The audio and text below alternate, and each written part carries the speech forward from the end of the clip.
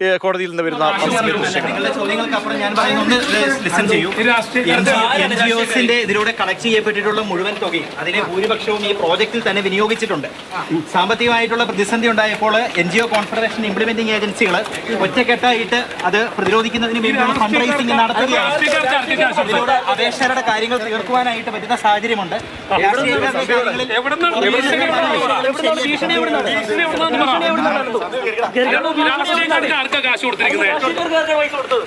മീഡിയയിൽ നിങ്ങൾ പറയുന്ന പല പേരുകളും ശരിയല്ല.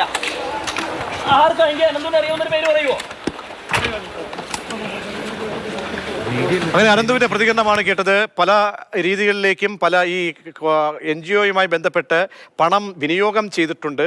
പല പേരുകളും ഇപ്പോൾ മീഡിയയിൽ കേൾക്കുന്ന ചിലരുടെയും പേരുകൾ ശരിയല്ല എന്ന് കൂടി പറയുകയാണ്. അപ്പോൾ നമ്മൾ ഈ വിപുലമായ തട്ടിപ്പിന്റെ ഇന്നത്തെ അവസ്ഥ, ഇന്നിപ്പോൾ അന്വേഷണം സംഘത്തെ രൂപീകരിച്ചതിന് ശേഷമുള്ള സാഹചര്യങ്ങളാണ് വിലയിരുത്തിയത്.